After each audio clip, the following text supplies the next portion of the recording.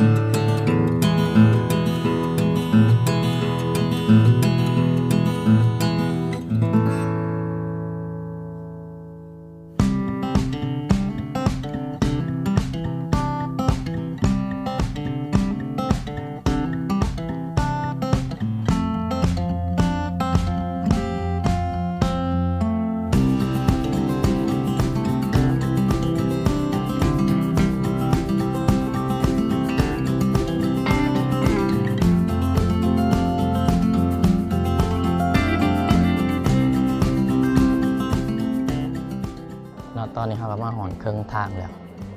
ระหว่างเขาอยู่เบื้องเวเนาะตอนนี้เคสนายพี่นะจะขับรถมาบ่หอนเนาะแล้วก็ขี่ขามผู้หน่อยนี่ไปกะสิหอนดานังเนาะตอนนี้เขากำลังอยู่เขาเอ่นว่าลังโกเนาะอยู่นี่อันนี้มันครัวที่สิขามเขาไปอุโมงค์เฉพาะรถใหญ่เนาะรถจักรเขาบ่ได้รถจักรต้องขี่หอมผู้อย่างเดียวอันนี้มันน้ำทะเลที่มันปนกับน้ำจืดเห็นปะบอนนี่สิเป็นแบบเอกลักษณ์แมนเขาเจ้าสิเลี้ยงหอยนางรมลายเนาะหอยนางรมที่เขากินนะเห็นบ่เป็นตอเนี่ยมันเขาเลี้ยงหอยนางรมแล้วก็สิมีแถวนี้ก็สิมีพวกรีสอร์ทยังหลายเนาะเพราะว่าทะเลมันงามเด้ทุกคนเบิ่งเห็นสีบ่รถใหญ่ก็สิหลายเนาะเส้นนี้อาจจะมีแรงๆก็สิมีรถไฟก็จะสิขี่มาทางนี้เนาะคันเฮานั่งอยู่นี่แต่ว่าเฮาบ่ได้นั่งเฮาเฝ้าไปเนาะสิเฝ้าเขาไปดานังมีคนต่างประเทศเขาก็ฮิตมาเซารถแล้วก็ขี่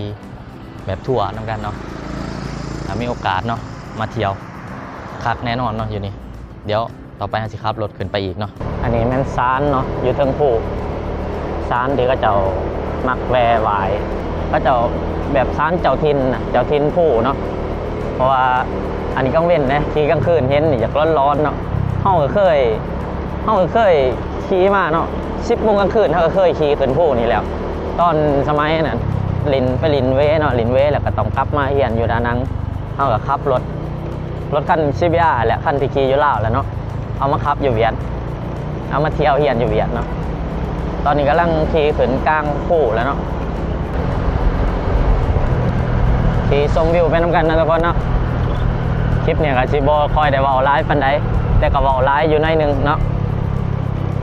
ว้าวเฮลโลดานังซิตี้เนาะมาแล้วทางหน้าทุกคนเห็นว่าเป็นโตเมืองเนาะดานังสิเป็นเมืองพัฒนาแห่งเป็นเมืองแรงท่องเที่ยวเลยเขาเอ่นว่าเมืองท่องเที่ยวเนาะบานาฮิลยังอยู่นี่เบิดกระเซายังตลอดทะเลมีครบเนาะตึกโคหองแฮมร้ายเนาะว้าวหอนแล้ว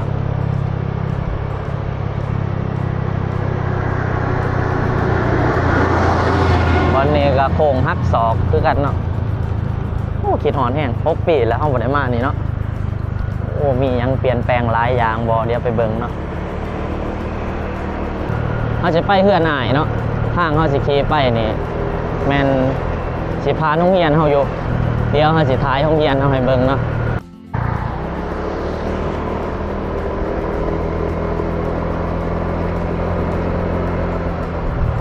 เดี๋ยวจะหน่อยเขาสิแวะกินกาแฟอยู่หานตัวนี้เนาะหานที่เฮามักมานั่งกินโอ้หอนแล้วเนาะหานนี้แต่ก่อนเฮาก็มักขึ้นมาล้างรถอยู่นี่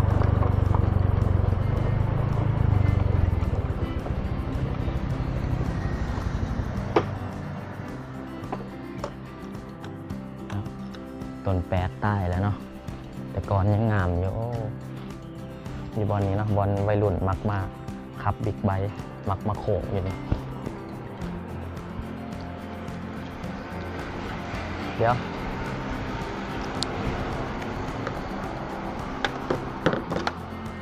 มาชิแวกินน้ำอยู่หันนี่ราคาก็โอเคบ่แพงบางกองใจรีไวแล้วก็ชิบจือฮะแล้วโดนแล้วเนาะตั้งแต่6 ปีก่อนจะมาเหยียดกันรวมตอนที่เหยียด7 ปี 8 ปีมาขึ้นมานั่งก็โมเนาะอยู่นี่จุ่มกันแถวนี้แหละนั่งหลินกินน้ำเนาะโซกันยามบางหอนเนาะขับรถมาใครเนี่ยขึ้นมานี่เย็นเนี่ยอันนี้มันนำเกลือแห้นำแบบนำเกลือแหล่เนาะนำแบบคนขาดนำกินอันนี้แทนนำใช่ไหม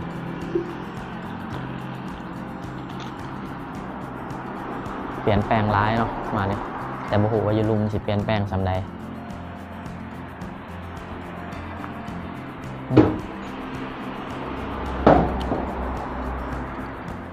มายังตก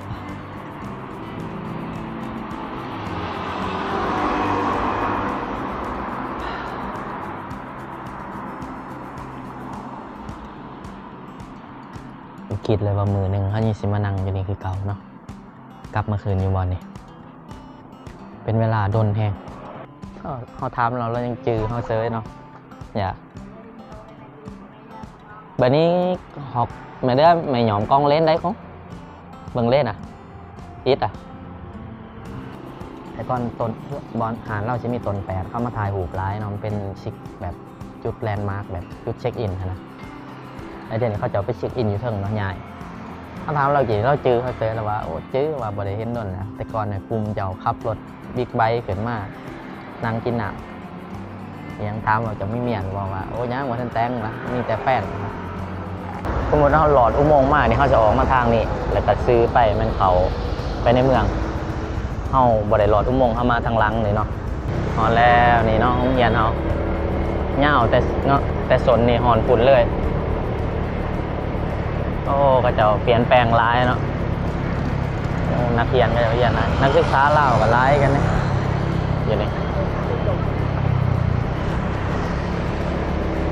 เขาเปิดชกเรียนใหม่ที่นี่แมนบอกว่าโอ้เขามีงานยังไงนี่อันนี้ไม่ต้องเรียนเนาะเรื่องนี้มันหอพักนักศึกษาเวียนนักศึกษาเล่ากับอยู่นี่เบิดในนี่ก็มีนักศึกษาเล่าร้ายเนาะเขาเห็ดใหม่เว้ยงามขึ้นวะนี่เนาะทางเขาไปหอพักเก่างาบ้าเวเนาะมันเป็นครัว3 สันเนาะเป็นครัวแบบไปหลายๆเนี่ยที่จริงมันเป็น4เนี่ยแต่ก็จะเห็ดเป็นครัวเนาะแล้วก็แบ่งเป็น3 สันแล้วก็เห็ดเป็นหลายๆเนี่ยเดี๋ยวทุกคนน่าจะเห็นในคลิปในพี่แล้วเดี๋ยวจะขี่ไปทุกคนเบิ่งอยู่เนาะอยู่นี่เวียดก็คือคนนี่แหละ1นี่มักบีบแก้2นี่มักขี่รถจักรเนาะขี่รถจักรเวียดต้องใส่หมวกกันน็อกแต่บ่ใส่ตำรวจเป่าเนาะไปแล้วก็ส่วนร้ายไฟแดงอ่ะอยู่เวียดเขาสิปล่อย2 ทางเนาะเบื้องนั้นมาเบื้องนี้ก็มาคือกันเนาะนี่มันจะเป็นแบบสลับซับซ้อนกันแนวนี่เนาะแบบอยู่เวียดเขาปล่อยไฟแดง2 ข้างแบบสวนกันเลยนะขี่ขึ้นขวาเนี่ยก็เห็นวิวในเมืองกัน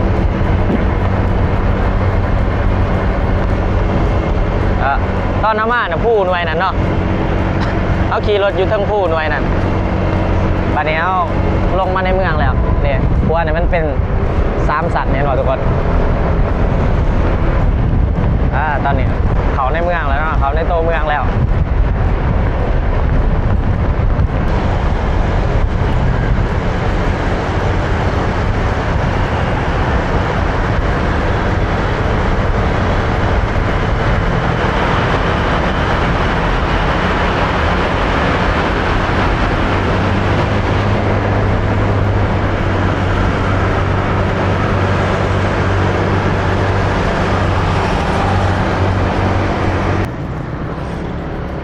ตอนนี้เราโค้งมาเส้นนี้เนาะเส้นนี้มันเส้นที่ขายเครื่องนุ่งโดยเฉพาะผู้ใดที่มาสื่อส่งเสือมันต้องมาเส้นนี้เนาะมีหลายย่างชุดเส้นเลยนะย่างๆเท่านี้เขาสิมาหานขายส่งเสือเนาะแฟชั่นยังก็สิมารวมกันอยู่นี่เบิดแล้วก็ขายเกือบขายยังเนาะนี่ทุกคนเห็นมั้ย2 ข้างซ้ำนี่มันกระแซงเข้ามาหมักน้อยๆนี่ตั้มมาเลยซะบ่เนาะนี่เนาะนี่มันครัวปิน12 โมงคืนมันสิหมุนให้เพื่อเขาเนาะเพื่อใหญ่เขาอยู่ฟังนั้นเป็นครัวมังกรนะทุกคนเนาะครัวมังกรเรากำลังขามไปเบื้องขามไปนี่มันขามไปเบื้องนี่มันขามไปเบื้องทะเลที่เคนไอพี่นอนขามขึ้นเนาะเขาสิแววินคอมเนาะเขาสิเบิ่งเสือยูเฮดเอ็มเพราะว่าเขามักเสือเฮดเอ็มเด้มันผามันนุ่งสบายเนาะแล้วก็ราคาถือดีเพราะว่าเขามานี่เขาไม่ได้ซื้อเครื่องมาเลยดิถ้ามีว่าสิไปกลับเนาะแต่เบิ่งแหละแป้งโทรศัพท์คือสิแล้วเด้อกันไว้เนาะเบิ่งไว้เดี๋ยวเขาไปนั่งกินน้ำเซตท้าหมายเบิ่งก่อนว่าแป้งโทรศัพท์ด้นบ่คันแป้งโทรศัพท์บ่ด้นก็สิบ่ซื้อคันแป้งโทรศัพท์ด้นก็สิซื้อเนาะเสือตัวหนึ่งส่งตัวหนึ่งสลิปตัวหนึ่งทุกคนเคยเห็นแหละเนาะเขาเคยมานี่เทื่อนึงแล้วแต่มาเบิ่งว่ามียังเปลี่ยนแปลงบ่อันนี้แบรนด์ฟิลาเนาะโอ้แบรนด์บิ๊กปอมเฮ็ดเวียกเลยนี่เนาะเฮ็ดอันนี้หอนแล้วเบิ่งเครื่องโอ้เสือตัวนี้เท่ไว้แต่ราคาบ่เท่จักติ$50บนเอาว้าวแพงแต่ว่าเดี๋ยวไปหาตัวเซลล์นะเสือนี่โคตรงามนะทุกคนนะของแกนโรสอันนี้เนาะเสือทั่วโคตรเท่เลยแต่ว่าเสียดายว่าแพงกว่า800,000เนาะ799นี่เนาะอันนี้เมทัลลิกป้อโคตรเท่ซื้อตัวนี้เนาะ250,000เอาไว้นุ่งเนาะเพราะว่าน่าจะได้นอนซื้อแล้วเสือตัวหนึ่งเอาไว้นุ่งมืออื่นเนาะเพราะว่าบ่ได้ถือเครื่องมาคิดว่าสิไปกลับแต่ว่าโทรศัพท์แป้งบ่แล้วเนาะน่าจะได้นอนเฮือนอายเนาะไปตอนนี้สิออกไปเฮือนอายเนาะตอนนี้เฮาอยู่ดานังแล้วเนาะเฮาอยู่เฮือนของอายเฮาแต่ก่อนเราอยู่ลาวแหละเดี๋ยวนี้เรามาย้ายมาอยู่เวียดเนาะเรามาแปลงโทรศัพท์อยู่นี่อันนี้แม่นลูกเราเนาะสบายดีสบายดีสบายดีทุกคนทุกกุ้งได้วิทย์ก็ได้วิทย์ก็ได้มอนอีเคิร์นเนาะว่าเลยเยอะว่าได้น้อยวิทย์หน่อยสบายดีสบายดีทุกคนทุกคนเนาะวันนี้เขาสิไปหายังกินเนาะกับเอื่อยกับร้านเนาะเดี๋ยวเสียออกไปเนาะสิพาไปกับร้าน2 คนแต่ก่อนเบิ่งแต่ YouTube เนาะได้เข้ากองดีใช่อันนี้มันเพื่อนอายเนาะอยู่ดานังสร้างแต่ก่อนนี่ที่1อัตตปื้อเห็นบ่เรากำลังสบายดีเนาะไผที่อยู่ดานังเนาะเฮียนอยู่ดานังกะอยากแปลงโทรศัพท์เพกับมาหาเราได้เนาะเราเว้าภาษาลาวได้ตอนนี้เราสิออกไปแล้วเนาะกับเอื่อยอันนี้เมียเราสบายดีเราเว้าลาวได้เบิดเนาะสวัสดีค่ะเขาบีไปดีบอนนี้มันแถวตลาดมืดแถวบอนเอื่อยเราอยู่มันสิเป็นแบบห้างก็จะขายหนามขายของกิน ร้ายเนาะมีหอยมียังเป็นเมนูเวียดน้ำอ้อยน้ำยังเนาะกินหอมเว้ยเอามากับเด็กๆขี่น้ำกันเนาะเพราะว่าบุ้ยไผอยากขี่น้ำแม่เลยเนาะเห็นเรามีกล่องปึ๊บมักเนาะเป็นว่ามักแต่ละเทือเบิ่งแต่ YouTube เด้แล้ววันนี้ได้เข้ากล่องน้ำดีใจเนาะเราฟ้ามามีสื่อนี่มีตลอดเลยเนาะมีทุกบอลเนาะอันนี้มีทุกบอลเนาะอยู่ไทยก็มีอยู่ลาวก็มีเขาไปมาเลก็มีเนาะแต่ว่าโบโหอยู่อเมริกามีบอเนาะไหนเนาะกระแลมแสบบ่หน่อยละวิทย์หน่อยแสบ เซ็บบ่ แสบ แสบ แสบร้าย แสบ แสบร้าย ร้ายแสบร้าย แสบร้ายป้าเพิ่นมากินกระแลมเพิ่นอยากมากินกระแลมเด็กหน่อยทุกคนเนาะกินกระแลมต้องเป็นแนวนี้เพิ่นวินหวังจิตอ่ะ กันตื้อลัน หน่อยละข่อยกิน ควายกิ้ง นำบักนาวน ำบักนาว เพื่อนหน่อยคันเด็กหน่อยว่าผู้ใหญ่เนาะลูกกิน ลูกิ้ง นำบักนาวน ำบักนาว สอนบอกภาษาลาวเนาะโจนี่เราหน่อยครูจิโจนี้เจอเดม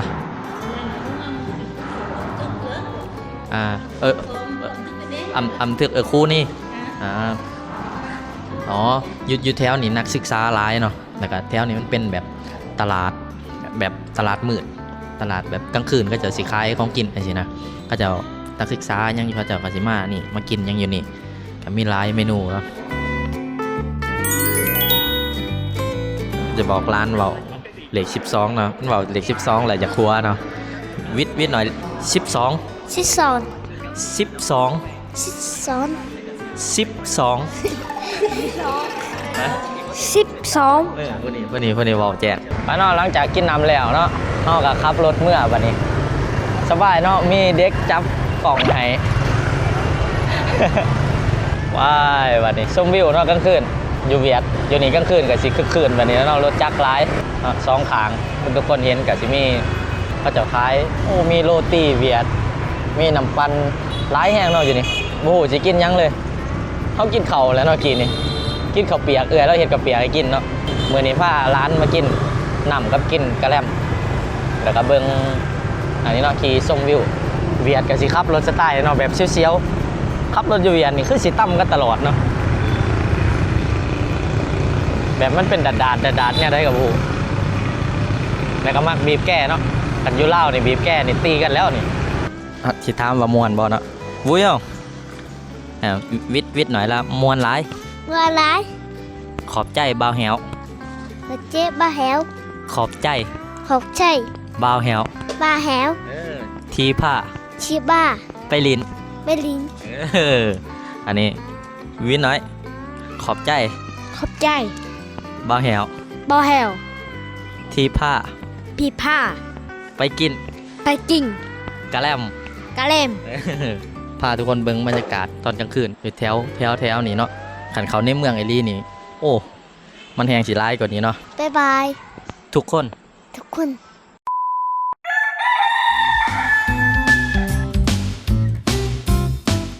นี่เนาะสวยเฟอเวียดเนาะโต๊ะนี่ใหม่สิสวย25,000เนาะครับก็จะมีบักงอกอยู่เวียดชนไลเขาจะกินบักงอกลวกเนาะเขาบ่กินบักงอกดิบแบบอยู่ลาวเขาก็เปียกเส้นยังเขาจะสิกินบักงอกดิบเดี๋ยวจะมาชิมเบิ่งน้ำซุปเนาะ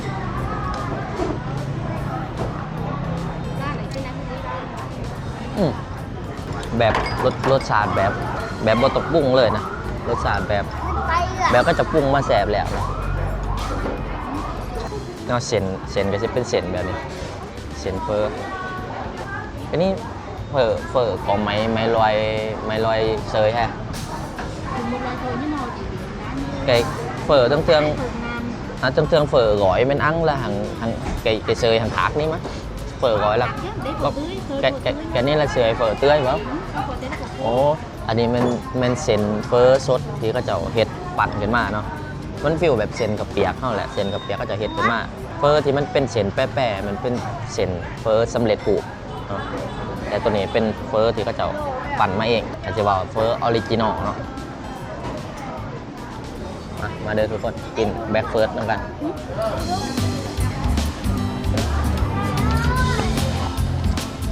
แซบบ่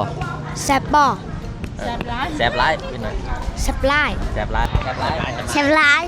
แซ่บหลาย ไปเน้นอายเป็นเขากล่องไปจากเขากล่องน้ำเนาะนั่งคนละฟังกินเฟอแล้วเนาะเดี๋ยวต่อไปมันสิไปกินกาแฟตามประเภทนี้เวียดเนาะกินข้าวเช้าแล้วก็ไปกินกาแฟแล้วนั่งอีกน้อยหนึงแล้วจังแยกย้ายไปเฮ็ดเวียดเอาไปเลย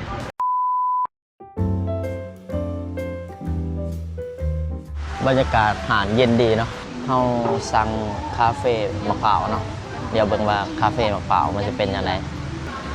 มาแล้วเนาะนี่กาแฟมะพร้าวคอฟฟี่โคโคนัทอันนี้กาแฟหมวยอ่ะ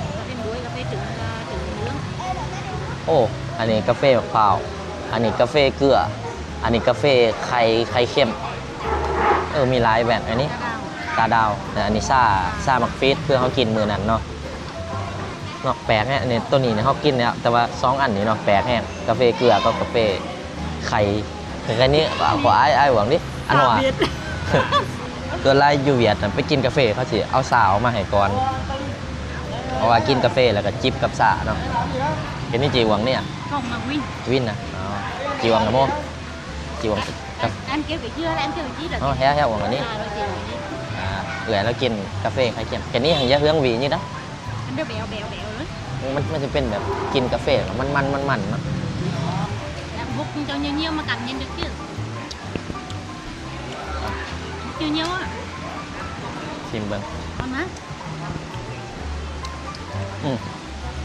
มันคือกาแฟแล้วมันจะมีมากินมันเนาะแบบไข่เค็ม ชิมกันในเบื้องเลยเนี่ยมึงต่างกันแนวใด อันนี้กาแฟเกลือ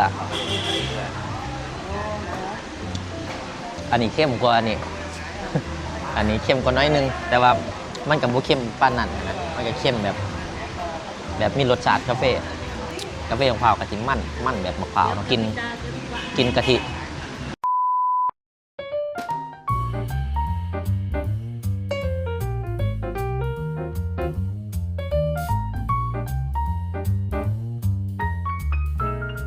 ตอนนี้เราอยู่ตลาดอยู่ในกลางเมืองดานังเนาะซื้อว่าเจอโกนเนาะตลาดนี่ก็สิขายเครื่องหลายอย่างแฮะวันนี้สิพาทุกคนมาเบิ่งว่าในตลาดนี่ก็จะขายยังไงเนาะตลาดก็จะมีขายพวกเครื่องของฝากนะขนมของอบแห้งก็สิมีหลายอย่างเนาะเดี๋ยวคอยย่างเบิ่งน้ำกันนะทุกคนเนาะเอาก็เคยมาอยู่ตอนสมัยเรียนแต่ว่าโดนแล้วเนาะตอนนี้ก็เปลี่ยนแปลงหลายอย่างส่วนหลายเป็นขนมเนาะขนมอบแห้งเครื่องอันนี้น่าจะเป็นโซนเนาะเดี๋ยวเบิ่งแขกท่องเที่ยวกันหลายกันแขกต่างประเทศแขกไทยแขกลาวเวียดนามเวียดนามกับแม่นคนต่างแคว้นก็จะมาเที่ยวงานเบิ่งผมเย็นดีเนาะตลาดแต่ว่ากลางคืนก็จะสิเปิดไม่ขึ้นกลางเว้นก็จะอัดคืนเนาะเพราะมันแดดดิมันมีแบบเป็นตารางราคาดึงได้นี่เริ่มใหญ่มาโซนขายของอันนี้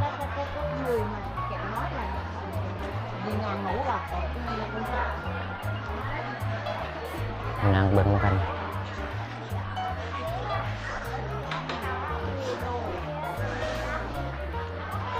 อันนี้ขายถ้วยบวงจอกหม้อใครที่เห็ดเกี่ยวกับแต่งกินอาหารมานี่จบเนาะบ่เดียว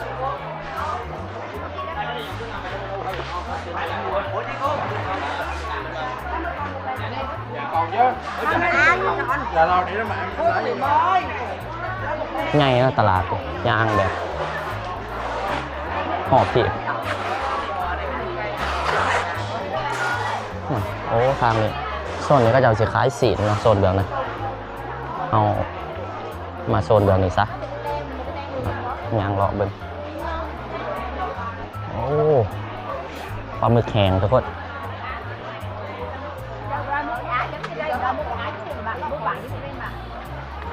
มาณ ตัวนี้ปงหนึ่ง380,000ปลาหมึกมีแต่เขาสิไปสื่ออยู่บ้านเนาะเพราะว่าสื่ออยู่บ้านมันถือกว่าอยู่ในตลาดก็จะเอามาขายต่อแหละขายแขกท่องเที่ยวมันก็สิอีกราคาหนึ่งเนาะแต่เดี๋ยวบัตรสิเมื่อเราเขาสิซื้อเมื่ออยู่เนาะนี่เขายางกลับมาเบื้องขายสีนเนาะมาเบื้องโซนขายของกินสิมีหยังแน่เนาะโอ้มีหยอจ่าหยอเป็นมัดเลยเนาะเบิ่งว่าอยู่นี่ก็จะขายหยังแน่เลาะตลาดนำกันทุกคนปลาแดกเวียด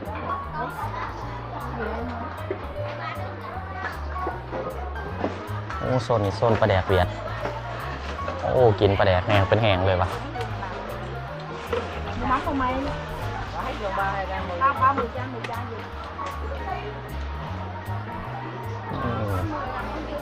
ของแถะวะ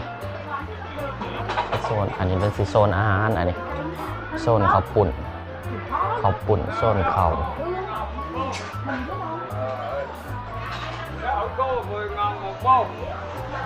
Rồi, út vỏ mập. อันนี้โซนนี้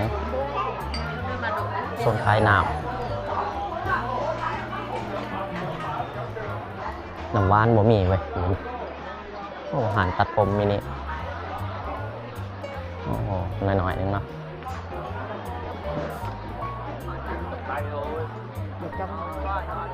Đây này, cầm นี่เช็ด ตัวละหย่อนหย่อน ขายเคสโทรศัพท์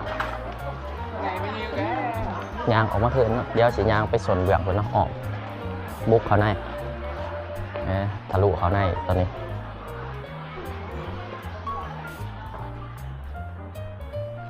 เขาในเย็นกว่าไปในคล้ายเกิบมีคล้ายเกิบจะคล้ายทรงแน่คล้ายยอยเลยเนาะดูนี่แบบกระเป๋าจำนวนเครื่องใส่แต่ไม่ใช่มีหูบส่งแบบขายตลาดอยู่ลาวฮะแต่ว่าเครื่องของมันลายกว่าจะสิเกิดโอ้ผู้ได้สื่อไปขายตอนมาเอาอย่างนี้เนาะแต่น่าจะมีราคาส่งอยู่มีขายส่งเสือเล็กหน่อยเสือผานะ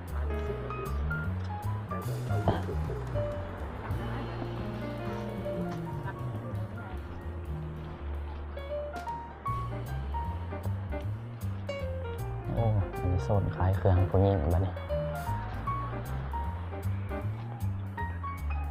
ส่งเสือเครื่องแฟชั่นอยู่ในกระไลกันเนาะแขกต่างประเทศก็มาไลกัน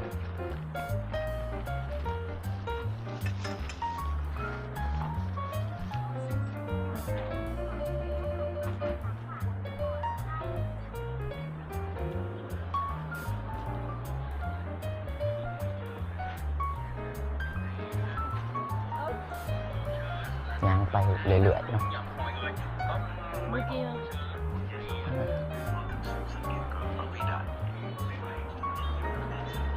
เบิดเลยออกมานี่เย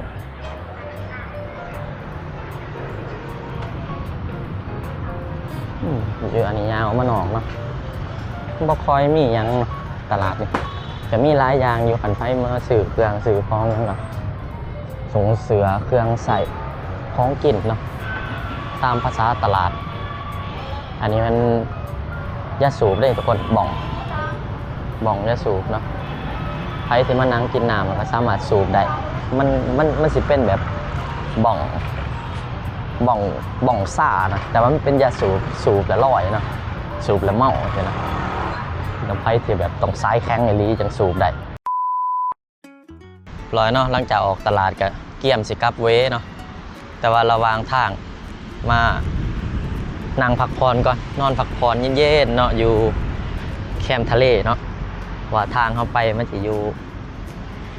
หาดทางเขาขี่ไปเวมันจะมีพานทะเลจะเป็นหาดแบบนี้ทุกคนเนาะเนี่ยแล้วจะเป็นอู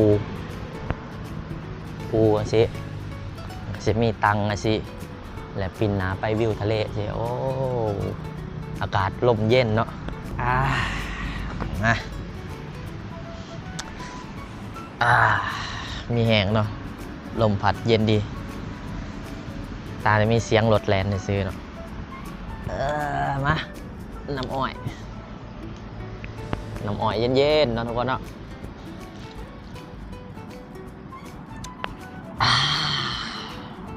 มีแหงเนาะอยู่นี่สิตั้งอันนี้คนเดียวนั่งก็ได้แต่ว่าส่วนร้ายสมัยเขาเหียนนะเขาเห็นคนเวียดก็จะมักกลางคืนยังหรือกลางเว้นนะก็จะมานั่ง2 คนกับผู้สาวสิกอดข้อกับแฟนกับยังไงทีนะแต่ว่าตั้งในห้องได้นั่งผู้เดียวเนาะมีอูนะเดี๋ยวย้ายมานอนอูซะอูนี่นอนกันได้แบบนี้บ่ขาดฉันเอาปะปวดเกือบเสานี่ก็มาบังหนาเนาะ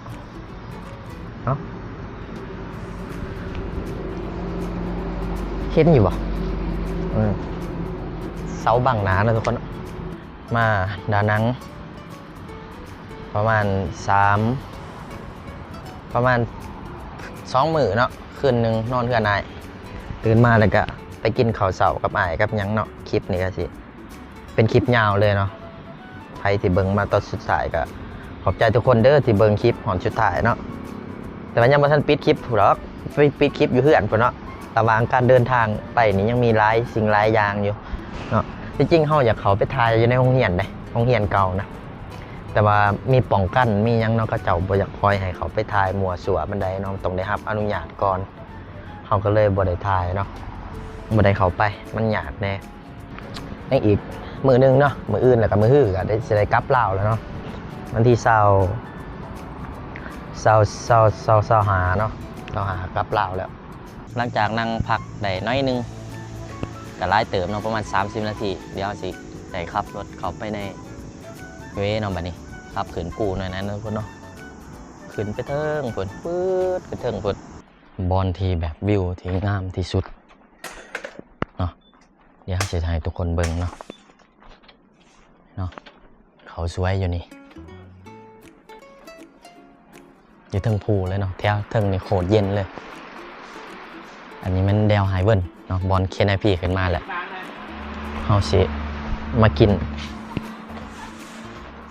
เบิ่งกินมีเนาะมี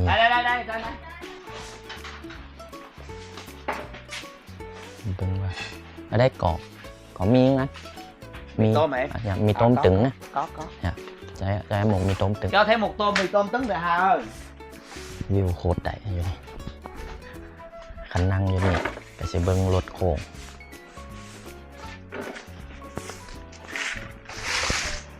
คันนั่งนี่ก็สิเบิ่งธรรมศาสตร์เนาะเบิ่งวิวเขาในเมืองเราสั่งมีเนาะมีมากินมีไข่เดี๋ยวมาเบิ่งเนาะเมนูเฮามากินแต่ก่อนนะเฮาก็กินอยู่มีนี้กันแต่ก่อนเฮียนอยู่ลุมเนาะห้องเฮียนเฮาสิชิวพุ่นห้องเฮียนเฮาอยู่ลุมพุ่นกับบ่ไกลปานใดบ่ได้อยู่ในเมืองเนาะบ่ได้อยู่จุดกลางในเมืองอยู่แถวขอบๆนี่แหละแล้วก็ขี่รถขึ้นมานี่ตลอดเนาะยามใดอยู่ลุมอากาศร้อนๆก็ขี่ขึ้นมาถึงนี่อากาศเย็นดี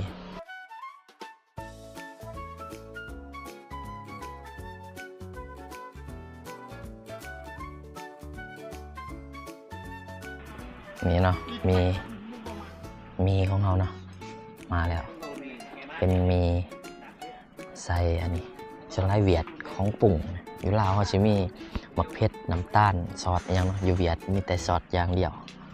ใส่แบบนี้เนาะ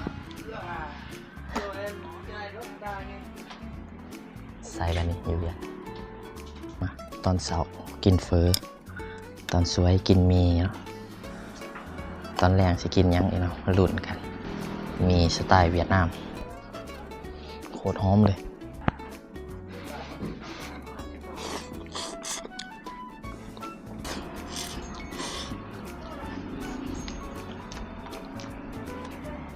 ใส่ซอสอีกเนาะเติมซอส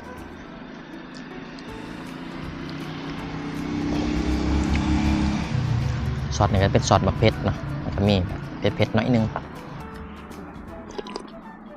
ตะมิดนะวาชิมาอะไรกับ แต่ว่าบ่ทันเนาะแปลงโทรศัพท์บ่แล้วก็เลยต้องได้นอนคืนหนึงเครื่องก็ซื้อเสือตัวเดียวเนาะส่งก็ส่งเก่า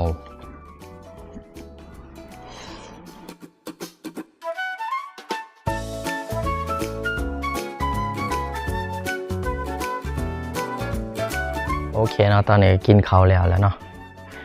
ต่อไปก็ยิงยาวหอนเวเลยเนาะทุกคนเนาะโอเคเนาะทุกคนเนาะตอนนี้เราขามมาฟังเวแล้วเนาะลงจากภูแล้วภูด้วยนั้นแต่เราจะพาทุกคนมาเบิ่งวิวอยู่บนนี้งามบ่ทุกคนอันนี้แม่นรับอ่างเนาะแม่นบ่วะลืมชื่อเว้ยอยู่เนี่ยลังโก้อยู่นี่เนาะลังโก้แม่นขามมาฟังนี่อยู่ในแม่นเหือของกระเจ้าสิไปเอาปลาเนี่ยเอาอยู่นี่ส่วนร้ายเขาจะสิเฮ็ดเกี่ยวกับหอยนางรมเนาะอยู่นอกนะทุกคนเห็นบ่น้ำก็สิตื่นๆเนาะน้ำอยู่นี่น้ำมันลงอยู่นอกพูดเป็นเสาน้อยๆเนาะแม่นกระเจ้าอันนั้นเลี้ยงหอยนางรมนี่เด้เห็นบ่อยู่นี่สิมีหอยนางรมหลายบ่เปลือกหอยนางรมหลายเลยแหละปอเปลือกหอยนางรมเต็มเลยปออยู่นี่เนาะแบบตำแจวมากเลยก็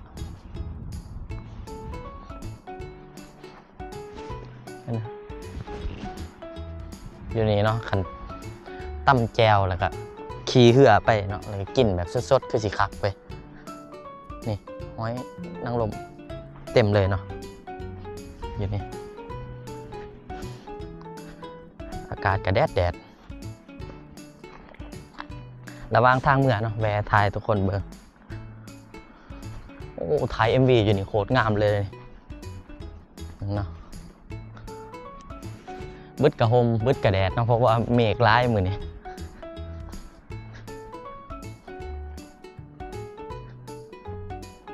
อยู่นี่หนำอันนี้มันต่างมีหอยนางรมบ่เขาคืออันนี้ลายเนาะน่าจะเป็นบอลมันเนาะนี่วิวแบบโอ้โหงามว่ะอยู่หันก็มีอาหารเนาะ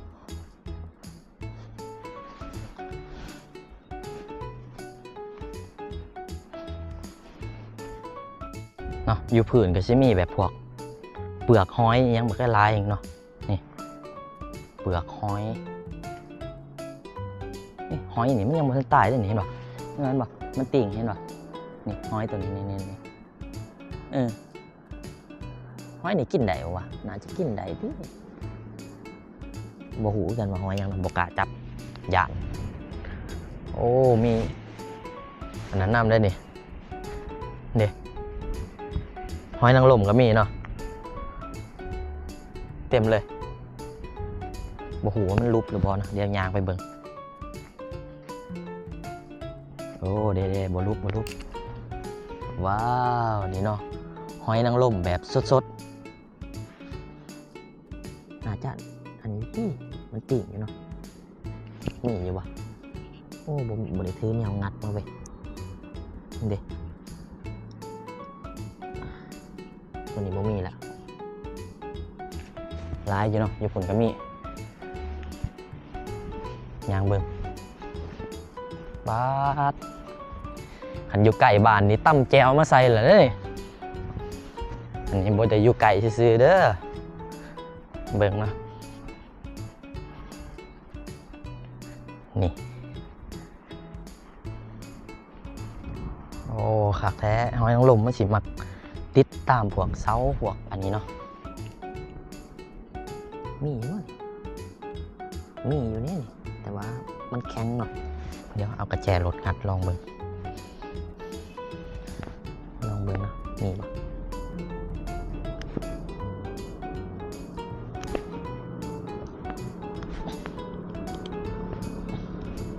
โอ้แนนเป็นแนนเว้ย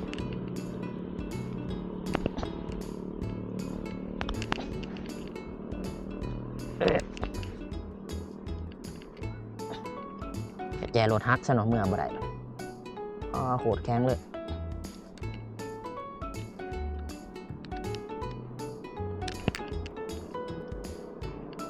หลุนเบิ้ง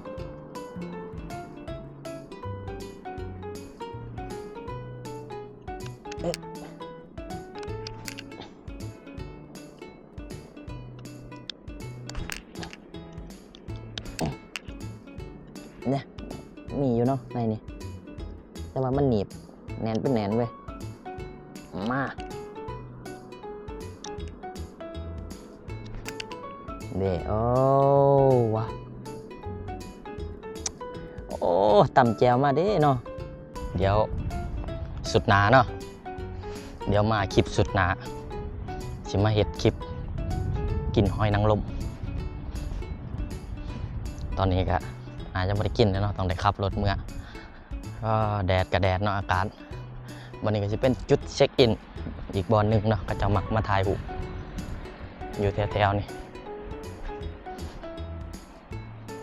มา